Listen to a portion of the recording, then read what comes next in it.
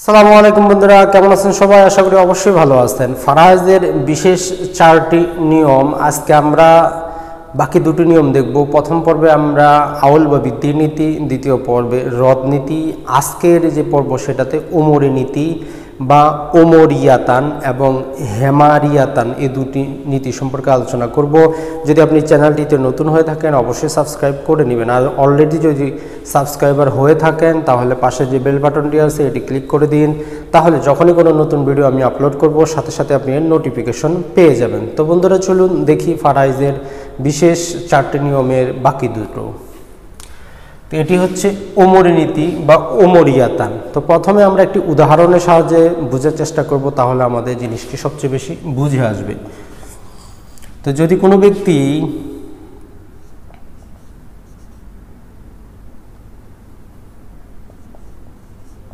স্ত্রী, মাতা, পিতা অথবা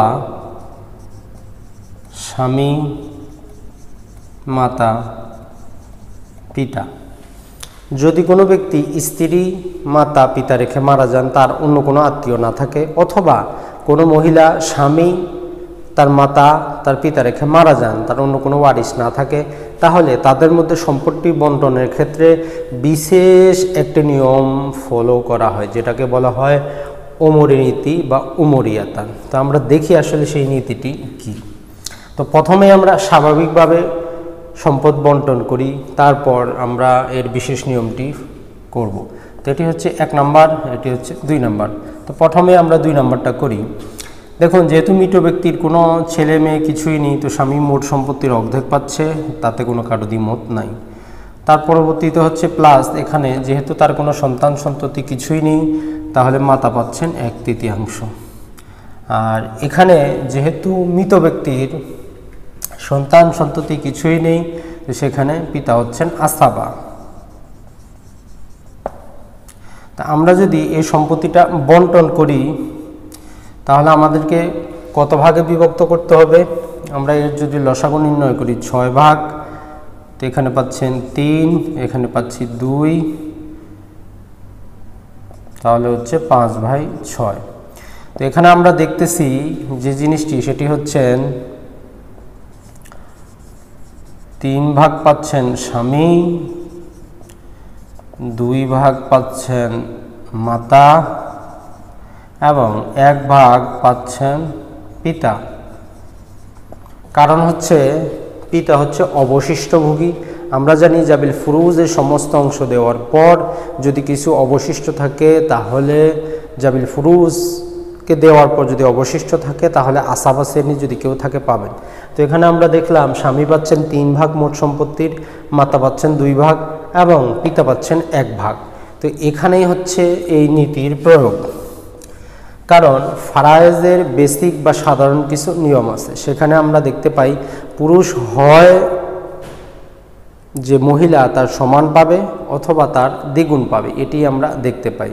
কোনো কোনো ক্ষেত্রে যেখানে ছেলে মেয়ে আছে সেখানে মাতাও 1/6, পিতাও 1/6 পায়, অর্থাৎ মাতা পিতা সমান পাচ্ছে। কিন্তু এখানে পিতা মাতার চাইতে কম সম্পত্তি পাচ্ছে। উল্টোভাবে যদি আমরা বলি, দেখুন মাতা পাচ্ছে 2 ভাগ, পিতা পাচ্ছেন 1 ভাগ। তো এটি ফারায়েজের সাধারণ নিয়মের বাইরে।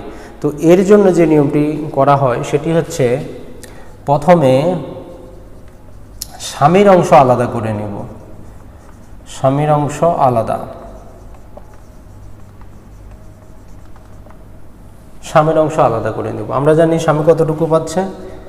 1/3। যদি আমরা মোট সম্পত্তিটাকে যদি 100 ধরতাম, 100 যদি ধরি, এখান থেকে আমরা 50 নিয়ে নিব, তাহলে বাকি আছে আর 50, বাকি আছে আর 50। তো এখন বাকি 50 থেকে মাতা পাবে 1/3, পিতা পাবে 2/3। এটি হচ্ছে ফারায়েজের ওমরি বা ওমরিয়াতান নীতি। যেহেতু হযরত ওমর আলাইহিস সালাম এটির সমাধান করেছিলেন, আবার এটি আমাদের হানাফি মাযহাব অনুসরণ করতেছে, এবং 1937 যেহেতু হানাফি আইন হিসেবে বাংলাদেশে বর্তমানেও কার্যকর, তাই এই নিয়ম হিসাবে এটি অনুসরণ করা হয়, ফারায়েজ করা হয়। অর্থাৎ ফারায়েজে কখনোই মাতা পিতার চাইতে সম্পত্তি বেশি পাবে না। তাই প্রথমে স্বামীর অংশকে পৃথক করে নেওয়া হবে, পরবর্তীতে যে সম্পত্তি থাকবে সেখানে মাতার 1/3 ঠিকই থাকতেছে। অর্থাৎ কোরআনে আল্লাহ যে অংশটি বর্ণনা করেছেন যে মাতার 1/3, এই 1/3টি ঠিকই রাখা হচ্ছে, শুধু স্বামীর অংশটা প্রথমে নিয়ে নেওয়া হচ্ছে। একই ক্ষেত্রে যদি কোনো, আমরা যে প্রথম উদাহরণটি দেখেছিলাম স্ত্রী, মাতা এবং পিতা, এই উদাহরণটি যদি আমরা ফারায়েজ করি, সেখানে স্ত্রী পাচ্ছিলেন 1/4 ভাগ, মাতা পাচ্ছিলেন 1/3 এবং পিতা হচ্ছিলেন আসাবা। তো এখানে যদি আমরা ফারায়েজ করি, সেখানে হচ্ছিল, এখানে কিন্তু পিতা মাতার চাইতে বেশি পাচ্ছিলেন। তো কিভাবে দেখি, সেটা হচ্ছে 3 ভাগ 4 ভাগ, তাহলে 4 3 হচ্ছিল আমাদের 7 ভাগ, বাকি আছে 5 ভাগ। অর্থাৎ 3 ভাগ পাচ্ছিলেন স্ত্রী, 4 ভাগ পাচ্ছিলেন মাতা এবং 5 ভাগ পাচ্ছিলেন পিতা। কিন্তু এটি স্বাভাবিক নিয়মে এটি হচ্ছিল এবং এটি ফারায়েজের বিপরীত নিয়মে যাচ্ছিল না। কিন্তু যেহেতু সেখানে এই নিয়মটি প্রয়োগ করা হয়েছে, তাই জমহুর ওলামা, জমহুর বলতে অধিকাংশ ওলামার অভিমত হচ্ছে এখানেও এই উমরি নীতি বা উমরিয়াতান নীতি প্রয়োগ করা হবে। আর সেক্ষেত্রে যদি আমরা সেটি প্রয়োগ করি, তাহলে যে কাজটি হবে সেটি হচ্ছে প্রথমেই যেটি যে 1/4, অর্থাৎ স্ত্রীর 1/4 নিয়ে নেওয়া হবে।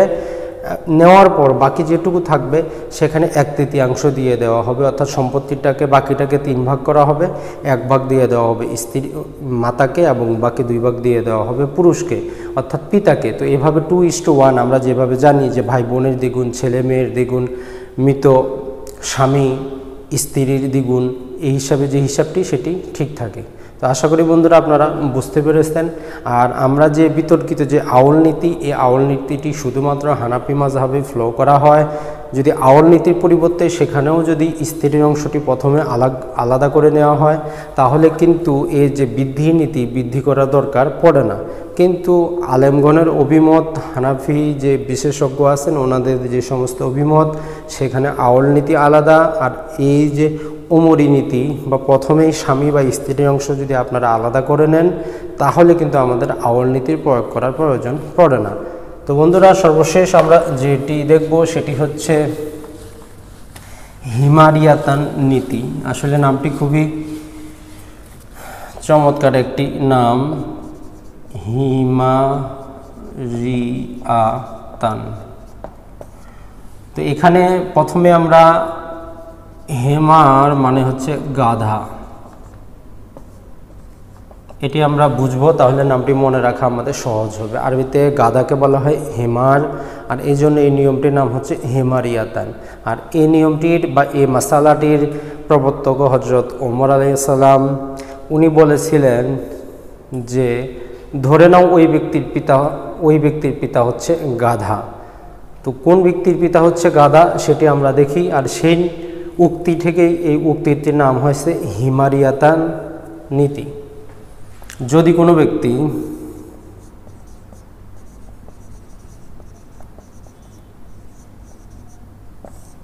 কালালা হয়, এখন কথা হচ্ছে কালালা কি, এ সম্পর্কে নেক্সট ভিডিওতে আমরা আলোচনা করব যে আসলে কালালা কি, কালালা জিনিসটি কি। তো যাই হোক, যার সন্তান এবং পিতা অথবা দাদা থাকে না, তাকেই সহজ কথায় কালালা বলে। তো সেখানে যদি কেউ মাতা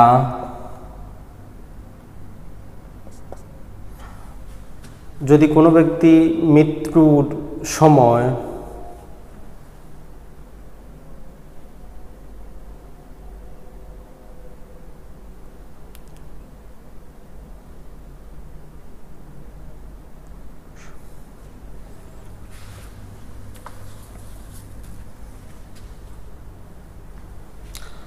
যদি কোনো ব্যক্তি মৃত্যুর সময় স্বামী,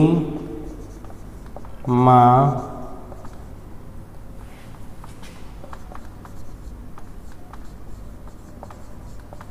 বৈপিত্রীয় ভাই 2 জন এবং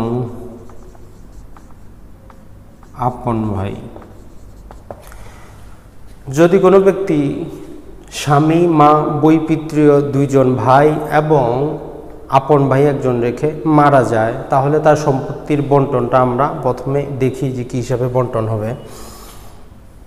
যেহেতু স্বামী, তার কোনো ছেলে পেলে কেউ নাই, স্বামী পাচ্ছেন অর্ধেক, মা পাচ্ছেন 1/3। যেহেতু দুইজন বৈপিত্র ভাই আছে, তাই মার অংশ 1/3 থেকে 1/8। দুই বৈপিত্রীয় ভাই যেহেতু দুইজন, তারা পেয়ে যাচ্ছেন 1/3 এবং আপন ভাই হচ্ছেন আসাবা। এটি হচ্ছে এদের অংশ। তো ফারায়েজদের যে বেসিক নিয়ম সেটি হচ্ছে নিকটবর্তী সম্পত্তি পাবে, দূরবর্তী বঞ্চিত হবে। তো প্রথমে আমরা বুঝে নিই বৈপিত্রীয় ভাই কি। বৈপিত্রীয় ভাই মানে হচ্ছে আসলে মায়ের পেটের ভাই। যদিও মায়ের পেটের ভাই বলে অনেক ক্লোজ মনে হয়, কিন্তু বাস্তব ক্ষেত্রে মায়ের পেটের ভাই হচ্ছে দূরবর্তী। অর্থাৎ কোনো মহিলার যদি দুটো বিয়ে হয়ে থাকে, তার এক ঘরের সন্তান, দ্বিতীয় ঘরের সন্তান পরস্পরে হচ্ছে বৈপিত্রীয় ভাই বোন, অর্থাৎ যেখানে পিতা হচ্ছেন দুইজন, আর আপন ভাই বোন হচ্ছেন যে মাতা এবং পিতা দুইজনই হচ্ছে একই জন। তো আমরা যদি দেখি সেটি হচ্ছে আপন ভাই হচ্ছে সবচেয়ে নিকটবর্তী, সবচেয়ে ক্লোজ, এবং বৈপিত্রীয় ভাই হচ্ছেন দূরবর্তী। এই ফারায়েজ দিয়ে আমরা যখন স্বাভাবিক নিয়মে ফারায়েজ করি, সেখানে বৈপিত্রীয় ভাই 1/3 পাচ্ছেন, কিন্তু আপন ভাই বঞ্চিত হচ্ছেন। কিভাবে বঞ্চিত হচ্ছেন দেখুন। আমরা যদি এই মাসালা করি, অর্থাৎ এটি কত অংশে বিভক্ত করতে হবে, প্রথমে আমরা করব এর লসাগু। লসাগু অবশ্যই আমরা করতে পারি। প্রথমে 3 দিয়ে দিব, তারপরে 2 দিয়ে দিব, অর্থাৎ 3 এবং 2 হচ্ছে লসাগু। তাহলে লসাগু হচ্ছে 3 দুগুণী 6, অর্থাৎ মোট সম্পত্তিটাকে 6টি ভাগে বিভক্ত করার জন্য আমাদেরকে নির্দেশ প্রদান করা হচ্ছে। তো প্রথমেই যে স্বামীর অংশ ছিল, স্বামী পাচ্ছেন তাহলে 3 ভাগ, মা পাচ্ছেন 1 ভাগ, এবং বৈপিত্রীয় যে 2 ভাই তারা পাচ্ছেন 2 ভাগ। তাহলে মোট সম্পত্তি 6/6 বন্টিত হয়ে গেল। আসাবা হিসাবে কিছুই কিন্তু রইল না, অর্থাৎ অবশিষ্ট ভোগী হিসাবে কিছুই রইল না। ফারায়েজের দুটো সাধারণ নিয়মের মধ্যে এখানে যে সংঘর্ষ, সেটি হচ্ছে প্রথম সাধারণ নিয়ম হচ্ছে জাবিল ফুরুজের অংশ দেওয়ার পর যা অবশিষ্ট থাকবে সেটা আসাবারা পাবে। কিন্তু ফারায়েজের আরেকটি নিয়ম হচ্ছে নিকটবর্তী দূরবর্তীকে বঞ্চিত করবে। যেমন পিতা যখন থাকে তখন দাদা বঞ্চিত হয়, সেই একই রকমভাবে যখন ছেলে থাকে তখন ছেলের ছেলে বঞ্চিত হয়। সেম এক্ষেত্রে দুটো নিয়মের মধ্যে এখানে ওলামায়ে কেরাম অর্থাৎ যারা ফারায়েজ বিশেষজ্ঞ, ওনাদের কথা হচ্ছে যেহেতু আসাবা হচ্ছে অবশিষ্টভোগী, যেহেতু এখানে কোনো অবশিষ্ট কিছুই নেই, তাহলে এখানে তারা কিছুই পাবে না। এটি হচ্ছে নিয়ম। তো যখন এই বিষয়টি হযরত ওমর রাদিয়াল্লাহু তাআলা আনহুর কাছে আসলো, তো উনি যেটি বিবেচনা করলেন সেটি হচ্ছে এখানে পিতার সমস্যা, অর্থাৎ এরা যেহেতু অন্য পিতার সন্তান, এরা অন্য পিতার সন্তান। তো ওমর রাদিয়াল্লাহু তাআলা আনহুর কথা হলো, ধরে নিলাম ওদের পিতা হচ্ছে গাধা, যে হেমার, অর্থাৎ এই হেমার থেকে এই হেমারিয়াতান যে নাম, এটির উৎপত্তি।